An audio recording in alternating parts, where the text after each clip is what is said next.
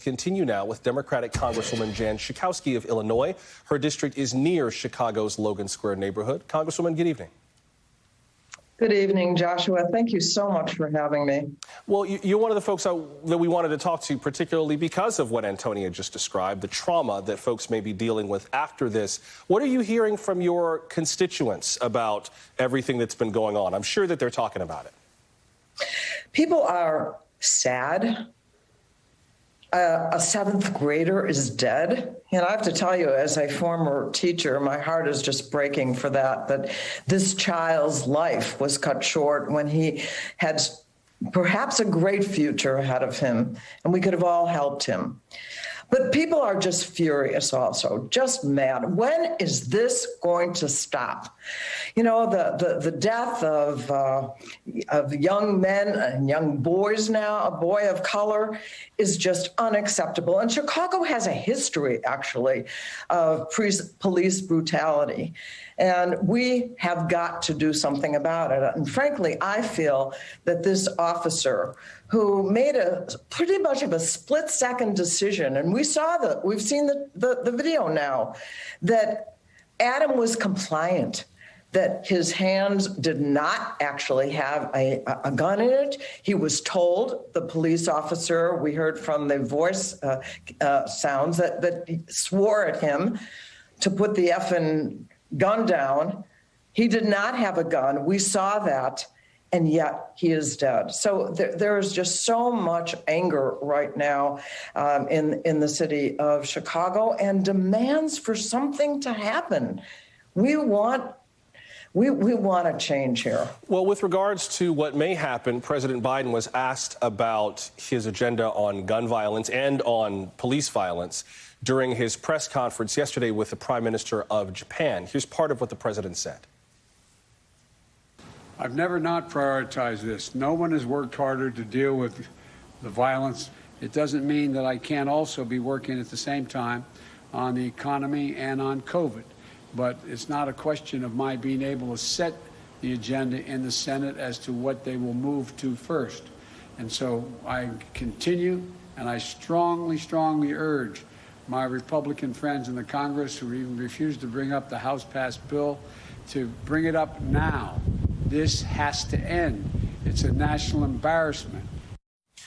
Congresswoman, what is your sense of what can get done now on gun violence in particular? I know I don't want to ask you to, read tea leaves in the Senate necessarily about the filibuster, but what is your sense of where Congress stands on doing anything about gun violence? What the president didn't mention are the things that he did with executive orders, which I'm very happy about. And I think one of the most promising things is to put money into intervention programs that are done by the community, by people who are trained to actually go in and step in and stop the violence. This is an alternative than just having the police come and often end with tragic endings like we saw with Adam Toledo.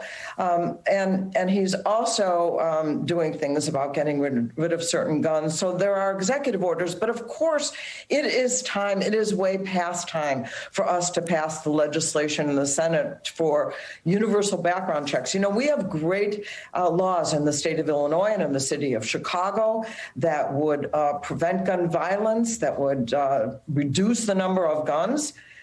But you can drive across the border any which way from Illinois, particularly to Indiana, and on a weekend when they have these outdoor shows, load up your car with guns and bring them across the border. So this kind of trafficking has to stop. Do you have confidence in Chicago's mayor, in its police superintendent, in its aldermen and women to do something about this now, or is Chicago going to go through the same cycle that it's always gone through, just with different members of the cast? I'll tell you who I have confidence in. I have confidence in the people that are mobilizing. And it's not just the Latino community when it comes to Adam. It is not just the Black community when we see African Americans that are killed.